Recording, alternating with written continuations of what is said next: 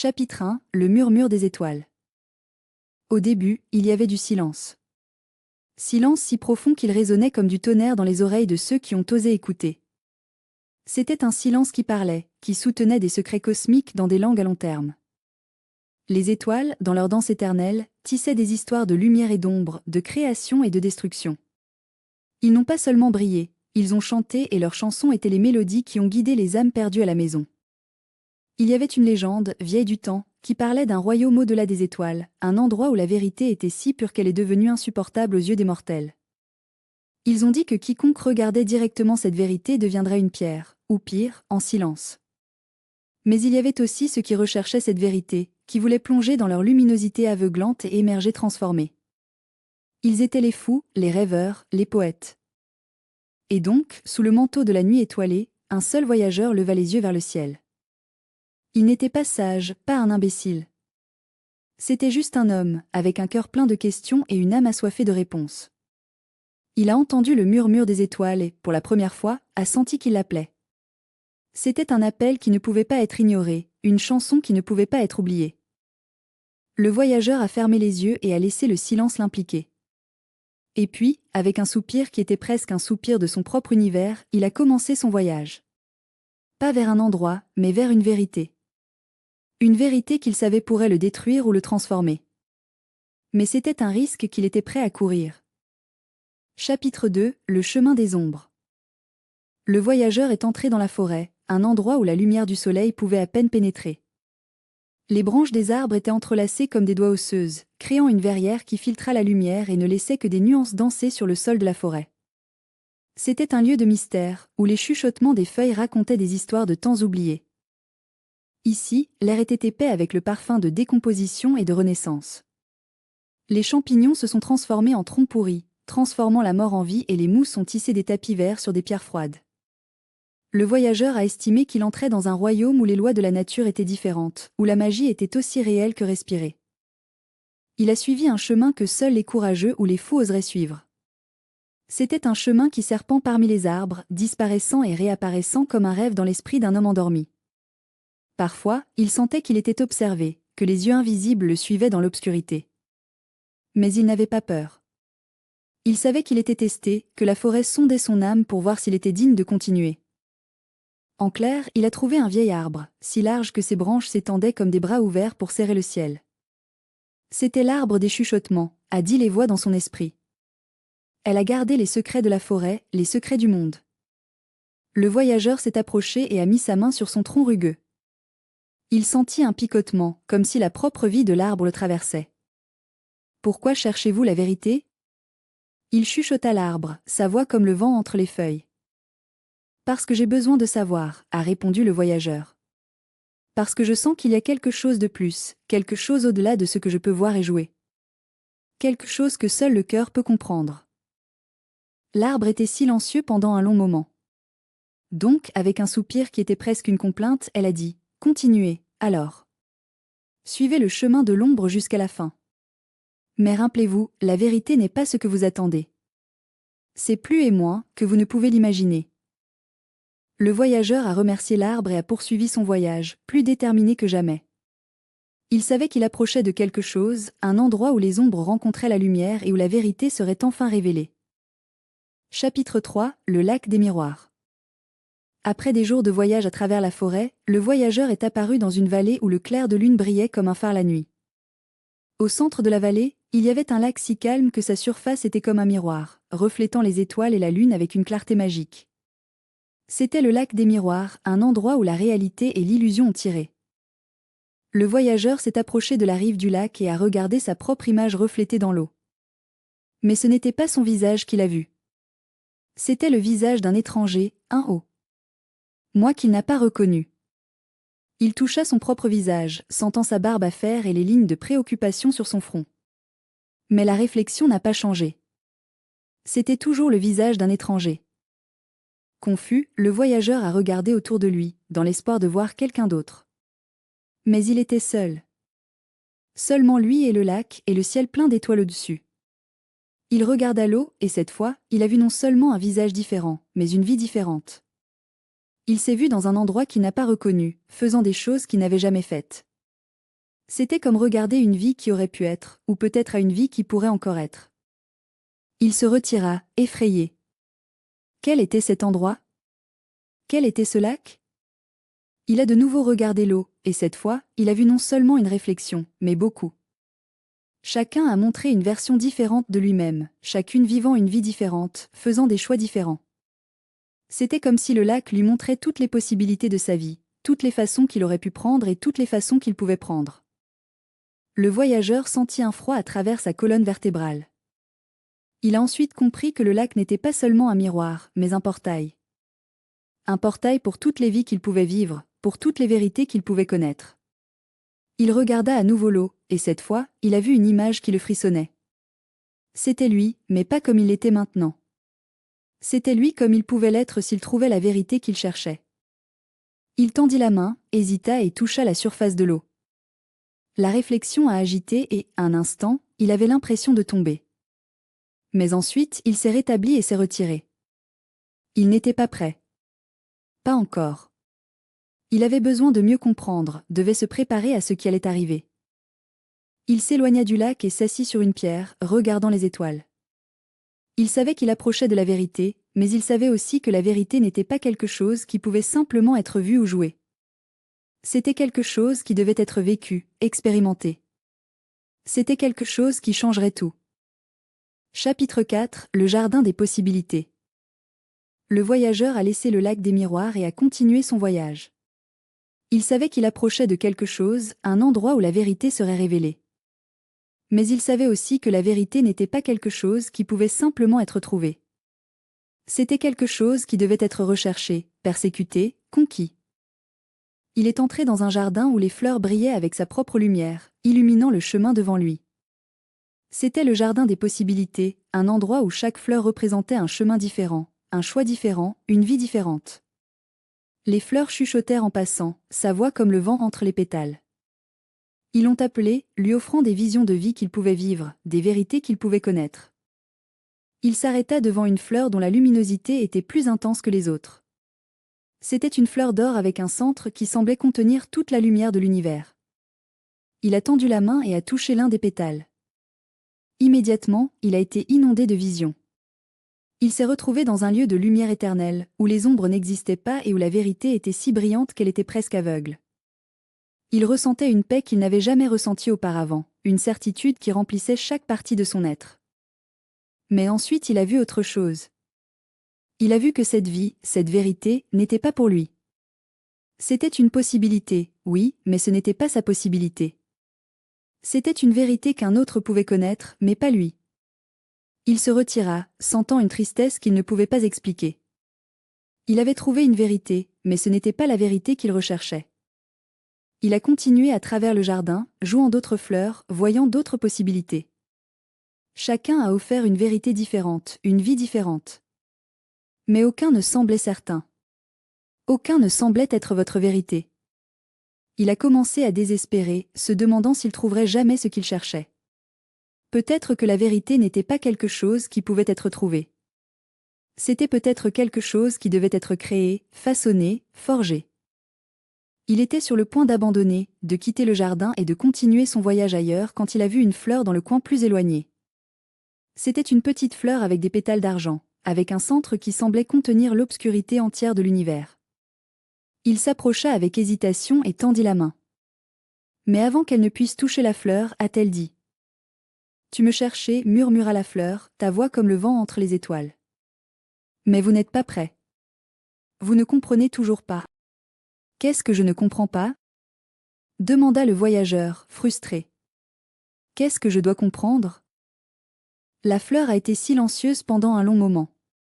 Donc, avec un soupir qui était presque une complainte, elle a dit, « La vérité n'est pas quelque chose que vous trouvez. C'est quelque chose que vous devenez. Vous devez le comprendre avant de pouvoir continuer. » Le voyageur a regardé la fleur, confuse. « Que veux-tu dire ?» Il a demandé. « Comment puis-je tourner la vérité ?» La fleur n'a pas répondu. Elle a juste continué à briller, sa lumière argentée illuminant la voie à suivre. Le voyageur a alors compris qu'il n'obtiendrait plus de réponse à cet endroit. Il avait besoin de continuer son voyage, avait besoin de trouver son propre chemin. Il a quitté le jardin des possibilités et a poursuivi son voyage, plus déterminé que jamais. Il savait que la vérité était devant lui, l'attendant. Mais je savais aussi que je devais être prêt, que je devais comprendre ce que la fleur avait dit. Il avait besoin de devenir la vérité avant qu'il ne puisse la connaître. Chapitre 5 – La montagne du silence. Le voyageur a quitté le jardin et a commencé à gravir la montagne du silence. C'était un endroit où l'air était mince et le vent vif, où chaque pas était une lutte contre la gravité et la fatigue. Mais c'était aussi un endroit où le silence était si profond qu'il semblait remplir chaque partie de son être. C'était un silence qui parlait, qui chuchotait des secrets dans des langues longues. Il se leva, étape par étape, plus fort et plus fort. Alors qu'il montait, il sentait qu'il laissait non seulement le jardin, mais aussi toutes les possibilités que j'avais vues là-bas. Il approchait de quelque chose, un endroit où la vérité serait révélée. Mais il savait aussi que la vérité n'était pas quelque chose qui pouvait simplement être trouvé. C'était quelque chose qui devait être recherché, persécuté, conquis.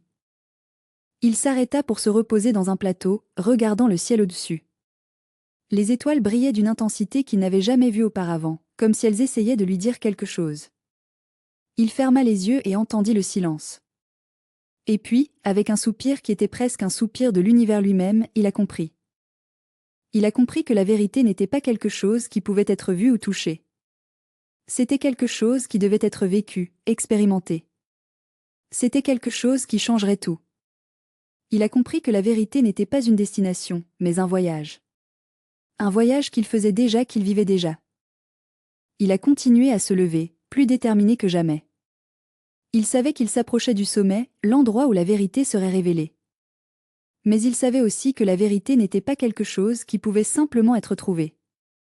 C'était quelque chose qui devait être créé, en forme, forgé.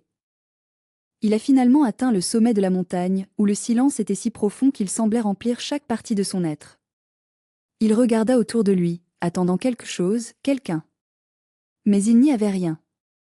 Seulement lui et le silence, et le ciel plein d'étoiles au-dessus. Il a ressenti une déception momentanée, une frustration qui menaçait de le consommer. Mais alors il a compris. Il a compris que la vérité n'était pas quelque chose qui pouvait être vu ou touché. C'était quelque chose qui devait être ressenti, expérimenté. C'était quelque chose qu'il vivait déjà, qu'il devenait déjà. Il regarda à nouveau le ciel, et cette fois, il a vu non seulement les étoiles, mais aussi l'obscurité entre eux. Il a vu non seulement la lumière, mais aussi l'ombre. Il a vu non seulement la vérité, mais aussi le mystère. Il sentit un froid à travers sa colonne vertébrale. Il a alors compris que la vérité n'était pas quelque chose qui pouvait être connu. C'était quelque chose qui devait être vécu, expérimenté, devenu. C'était quelque chose qui changerait tout. Il ressentait une paix qu'il n'avait jamais ressentie auparavant, une certitude qui remplissait chaque partie de son être. Il ferma les yeux et laissa le silence l'impliquer. Et puis, avec un soupir qui était presque un soupir de l'univers lui-même, il a commencé sa descente. Pas vers un endroit, mais vers une vérité. Une vérité qu'il savait le transformerait. Une vérité qu'il devenait déjà. Chapitre 6 – La vallée des échos. Le voyageur est descendu de la montagne du silence et est entré dans une vallée où chaque son a été répété, où chaque mot a été résolu. C'était la vallée d'échos, un endroit où le passé et le présent ont fui, où chaque action s'est reflétée dans un miroir invisible. Le voyageur a estimé qu'il entrait dans un royaume où les lois du temps étaient différentes, où chaque instant était ETE. RNO. Il traversa la vallée, écoutant les échos sur ses traces, son souffle, son cœur battant. Chaque son a été répété, chaque action a été reflétée. Il a estimé qu'il était observé, que chaque mouvement de son était accompagné d'un écho invisible. Il s'arrêta et regarda autour de lui, attendant quelqu'un, quelque chose. Mais il n'y avait rien. Seulement lui et les échos, et le ciel plein d'étoiles au-dessus. Il a continué à marcher, écoutant les échos de son voyage. Chaque étape était un rappel où il avait été, comment il était venu là-bas. Chaque écho était un souvenir, un fragment d'un temps qui s'était passé, mais qui semblait toujours présent. Il sentait qu'il était ramené, qu'il revivait chaque instant de son voyage. Il s'arrêta à nouveau et regarda le ciel. Les étoiles brillaient d'une intensité qu'il n'avait jamais vue auparavant, comme si elles essayaient de lui dire quelque chose. Il ferma les yeux et entendit les échos. Et puis, avec un soupir qui était presque un soupir de l'univers lui-même, il a compris. Il a compris que chaque écho faisait partie de lui-même, un fragment de son âme. Il a compris que chaque action, chaque mot, chaque pensée faisait partie de la vérité qu'il cherchait. Il a compris que la vérité n'était pas quelque chose qui pouvait être trouvé, mais quelque chose qui devait être rassemblé, collecté, reconstruit. Il a continué à marcher, plus déterminé que jamais. Il savait qu'il approchait de quelque chose, un endroit où la vérité serait révélée. Mais il savait aussi que la vérité n'était pas quelque chose qui pouvait être simplement connu. C'était quelque chose qui devait être vécu, expérimenté, devenu. C'était quelque chose qu'il devenait déjà, qu'il vivait déjà. Chapitre 7, la grotte des secrets. Le voyageur a laissé la vallée d'écho derrière et est entré dans une grotte où l'obscurité était si profonde qu'elle semblait avaler toute la lumière. C'était la grotte des secrets, un endroit où les ombres gardaient des mystères anciens, où chaque pas était un voyage en eux-mêmes. Le voyageur a estimé qu'il entrait dans un royaume où les lois de la réalité étaient différentes, où chaque pensée était une flamme dans l'obscurité. Il a allumé une torche et a commencé, à chaque pas, illuminant un peu plus de la voie à venir. Les murs de la grotte étaient couverts par des symboles anciens, par des mots oubliés. Ils étaient les secrets de l'univers, chuchotés par les ombres, attendant d'être découverts. Le voyageur a estimé qu'il était appelé, que chaque symbole était une invitation, un défi. Il s'arrêta devant un mur recouvert d'un symbole qui semblait contenir toute la sagesse de l'univers. C'était un symbole de lignes entrelacées, de lumière et d'obscurité, de vérité et de mystère. Il tendit la main et toucha le symbole. Immédiatement, il a été inondé de visions. Il s'est retrouvé dans un lieu d'ombres éternelles, où la lumière n'était qu'un écho lointain. Il a ressenti une peur qu'il n'avait jamais ressentie auparavant, une incertitude qui menaçait de le consommer. Mais ensuite il a vu autre chose. Il a vu que cette obscurité, cette peur, n'était pas une fin mais un début. C'était un endroit où la vérité pouvait être trouvée, où le mystère pouvait être démêlé. Il s'est retiré, sentant une détermination qu'il ne pouvait pas expliquer. Il avait trouvé un secret, mais ce n'était pas le secret qu'il recherchait. C'était un secret qu'une autre pouvait s'effondrer, mais pas lui. Il a continué à descendre, jouant d'autres symboles, voyant d'autres secrets. Chacun a offert une vérité différente, un mystère différent. Mais aucun ne semblait juste. Aucun ne semblait être votre secret. Il a commencé à désespérer, se demandant s'il trouverait jamais ce qu'il cherchait. Peut-être que le secret n'était pas quelque chose qui pouvait être trouvé. C'était peut-être quelque chose qui devait être créé, façonné, forgé. Il était sur le point d'abandonner, de quitter la grotte et de continuer son voyage ailleurs quand il a vu un symbole sur le sol. C'était un petit symbole de ligne simple, avec un centre qui semblait contenir toute la lumière de l'univers. Il s'approcha avec hésitation et tendit la main. Mais avant qu'il ne puisse jouer le symbole, a-t-il dit. Vous me cherchez, murmura le symbole, votre voix comme le vent entre les ombres. Mais tu n'es pas prêt. Tu ne comprends toujours pas. Qu'est-ce que je ne comprends pas? Demanda le voyageur, frustré. Qu'est-ce que je dois comprendre? Le symbole était silencieux pendant un long moment. Donc, avec un soupir qui était presque une lamentation, il a dit, le secret n'est pas quelque chose que vous trouvez. C'est quelque chose que vous créez. Vous devez le comprendre avant de pouvoir continuer. Nuar. Le voyageur a regardé le symbole confus. Que veux-tu dire? Il a demandé. Comment créer le secret? Le symbole n'a pas répondu. Il continua à briller, sa lumière éclairant son chemin devant. Le voyageur a alors compris qu'il n'obtiendrait plus de réponse à cet endroit. Il avait besoin de continuer son voyage, avait besoin de trouver son propre chemin. Il a quitté la grotte des secrets et a poursuivi son voyage, plus déterminé que jamais. Il savait que la vérité était devant lui, l'attendant. Mais je savais aussi que je devais être prêt, que j'avais besoin de comprendre ce que le symbole avait dit.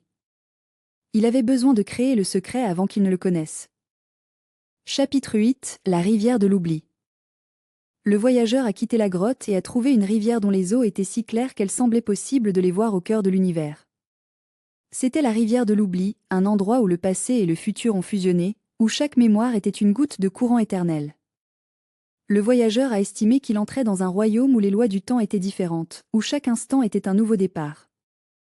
Il s'arrêta sur la rive du fleuve et regarda les eaux. Il a vu son reflet, mais ce n'était pas son visage qu'il a vu. C'était le visage d'un étranger, un homme qu'il ne reconnaissait pas. Il a touché les eaux et senti un picotement, comme si la vie même de la rivière le traversait. Il a regardé l'eau, et cette fois, il a vu non seulement une réflexion, mais beaucoup. Chacun a montré une version différente de lui-même, chacune vivant une vie différente, faisant des choix différents. Il ressentait une peur à travers sa colonne vertébrale. Il a ensuite compris que la rivière n'était pas seulement un miroir, mais un portail. Un portail pour toutes les vies qu'il pouvait vivre, pour toutes les vérités qu'il pouvait connaître. Il regarda à nouveau les eaux, et cette fois, il a vu une image qui le faisait trembler. C'était lui, mais pas comme il l'était maintenant. C'était lui comme il pouvait l'être, s'il oubliait tout ce qu'il avait appris, tout ce qu'il avait vécu. Il tendit la main, hésita et toucha la surface de l'eau. La réflexion a agité et, un instant, il avait l'impression de tomber. Mais ensuite, il s'est rétabli et s'est retiré. Il n'était pas prêt. Pas encore. Il avait besoin de mieux comprendre, devait se préparer à ce qui allait arriver. Il s'éloigna de la rivière et s'assit sur une pierre, regardant les étoiles. Il savait qu'il approchait de la vérité, mais il savait aussi que la vérité n'était pas quelque chose qui pouvait simplement être vu ou joué. C'était quelque chose qui devait être vécu, expérimenté. C'était quelque chose qu'il devenait déjà, qu'il vivait déjà. Chapitre 9, le désert de l'éclairage. Le voyageur a quitté la rivière de l'oubli et est entré dans un désert où le sable brillait comme de l'or sous le soleil. C'était le désert de l'éclairage, un endroit où chaque grain de sable était un fragment de vérité, où chaque pas était un voyage dans la lumière. Le voyageur a estimé qu'il entrait dans un royaume où les lois de la réalité étaient différentes, où chaque pensée était un rayon de soleil dans l'obscurité. Il marchait le désert, sentant le sable chaud sous ses pieds, le soleil chaud sur son visage. Chaque grain de sable était un secret, une vérité, un fragment d'éclairage. Il s'arrêta et attrapa une poignée de sable, la laissant passer à travers ses doigts. Chaque grain était une vie, une possibilité, une vérité. Il sentait qu'il était appelé, que chaque grain était une invitation, un défi. Il a continué à marcher, sentant le sable sous ses pieds, le soleil sur son visage. Chaque étape était un voyage, chaque grain était une vérité. Il sentait qu'il approchait de quelque chose, un endroit où la vérité serait révélée. Mais il savait aussi que la vérité n'était pas quelque chose qui pouvait simplement être trouvé. C'était quelque chose qui devait être vécu, expérimenté, devenu. Il s'arrêta au centre du désert, où le sable était plus brillant, où le soleil était plus chaud. Il regarda autour de lui, attendant quelque chose, quelqu'un. Mais il n'y avait rien. Seulement lui et le sable et le ciel plein de soleil. Il a ressenti une déception momentanée, une frustration qui menaçait de le consommer. Mais alors il a compris. Il a compris que la vérité n'était pas quelque chose qui pouvait être vu ou touché. C'était quelque chose qui devait être ressenti, expérimenté. C'était quelque chose qu'il vivait déjà, qu'il devenait déjà. Il regarda à nouveau le ciel, et cette fois, il a vu non seulement le soleil, mais aussi la lumière qu'il émanait. Il a vu non seulement la lumière, mais aussi le. C'est vrai qu'elle contenait. Il sentit une chaleur à travers son corps. Il a alors compris que la vérité n'était pas quelque chose qui pouvait être connu. C'était quelque chose qui devait être vécu, expérimenté, devenu. C'était quelque chose qui changerait tout. Il ressentait une paix qu'il n'avait jamais ressentie auparavant, une certitude qui remplissait chaque partie de son être. Il ferma les yeux et laissa la lumière l'impliquer. Et puis, avec un soupir qui était presque un soupir de l'univers lui-même, il a commencé à danser. Pas vers un endroit, mais vers une vérité. Une vérité qu'il savait le transformerait. Une vérité qu'il devenait déjà. Chapitre DEC, le jardin de l'unité. Le voyageur a quitté le désert de l'éclairage et est entré dans un jardin où chaque fleur était un univers, où chaque feuille était une galaxie. C'était le jardin de l'unité, un endroit où tout était un, où chaque vie était une toile cosmique. Le voyageur a estimé qu'il entrait dans un royaume où les lois de la réalité étaient différentes, où chaque pensée était une étoile dans le ciel de l'esprit. Il a traversé le jardin, sentant sa vie palpitant dans chaque fleur, sur chaque feuille, chaque herbe de terre. Chaque fleur était un univers, chaque feuille était une galaxie, chaque herbe de terre était un monde. Il s'arrêta devant une fleur dont le centre était un trou noir dont les pétales étaient des étoiles. Il a tendu la main et a touché l'un des pétales. Immédiatement, il a été inondé de visions. Il se voyait dans un endroit où toute chose était une seule, où chaque vie était une toile cosmique. Il ressentait une unité qui ne l'avait jamais ressentie auparavant, une connexion qui remplissait chaque partie de son être. Il a continué à marcher, sentant sa vie sur chaque fleur, sur chaque feuille, chaque herbe de terre. Chaque étape était un voyage, chaque fleur était un univers, chaque feuille était une galaxie. Il sentait qu'il approchait de quelque chose, un endroit où la vérité serait révélée. Mais il savait aussi que la vérité n'était pas quelque chose qui pouvait simplement être trouvé. C'était quelque chose qui devait être vécu, expérimenté, devenu. Il s'est arrêté au centre du jardin, où la vie était plus intense, où l'unité était plus forte. Il regarda autour de lui, attendant quelque chose, quelqu'un. Mais il n'y avait rien. Seulement lui et les fleurs, et le ciel plein d'univers au-dessus. Il a ressenti une déception momentanée, une frustration qui menaçait de le consommer. Mais alors il a compris. Il a compris que la vérité n'était pas quelque chose qui pouvait être vu ou touché. C'était quelque chose qui devait être ressenti, expérimenté. C'était quelque chose qu'il vivait déjà, qu'il devenait déjà. Il a de nouveau regardé le ciel, et cette fois, il a vu non seulement les univers, mais aussi l'unité qui les a connectés. Il a vu non seulement l'unité, mais aussi la vérité qu'elle contenait. Il ressentait une connexion à travers son corps. Il a alors compris que la vérité n'était pas quelque chose qui pouvait être connu. C'était quelque chose qui devait être vécu, expérimenté, devenu. C'était quelque chose qui changerait tout. Il ressentait une paix qu'il n'avait jamais ressentie auparavant, une certitude qui remplissait chaque partie de son être. Il ferma les yeux et laissa l'unité l'impliquer.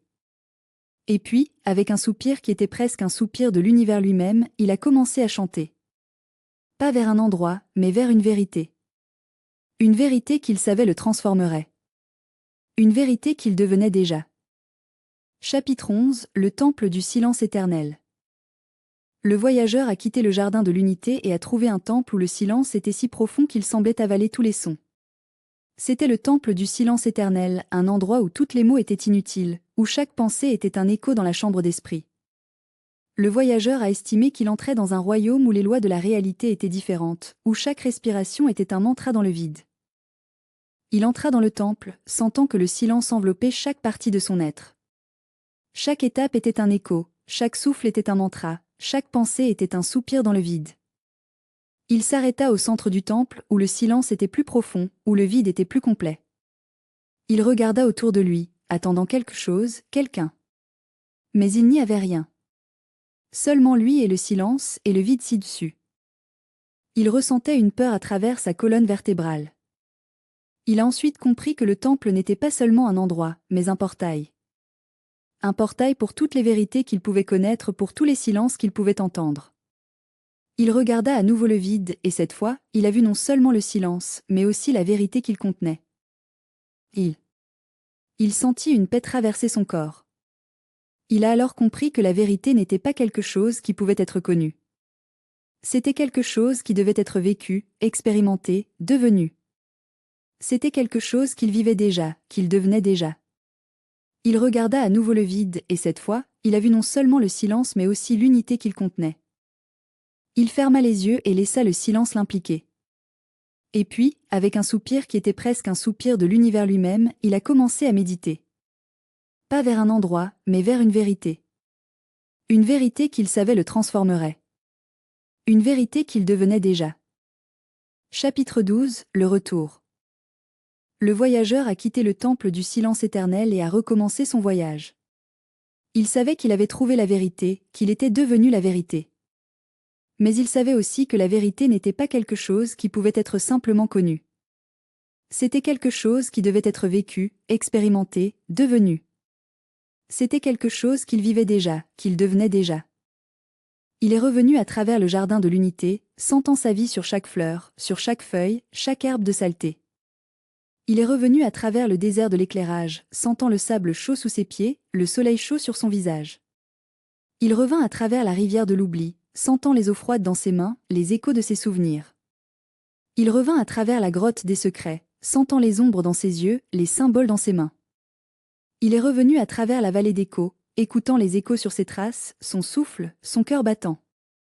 Il revint à travers la montagne du silence, sentant l'air mince sur ses poumons, le vent vif sur son visage. Il est revenu à travers le jardin des possibilités, sentant les possibilités dans ses mains, les fleurs dans ses yeux. Il est revenu du lac des miroirs, voyant les réflexes dans ses mains, les possibilités dans ses yeux. Il revient à travers la forêt de l'ombre, sentant les ombres dans ses yeux, les branches dans ses mains. Et enfin, il est retourné à l'endroit où tout avait commencé, où le silence était si profond qu'il résonnait comme du tonnerre dans les oreilles de ceux qui ont osé écouter.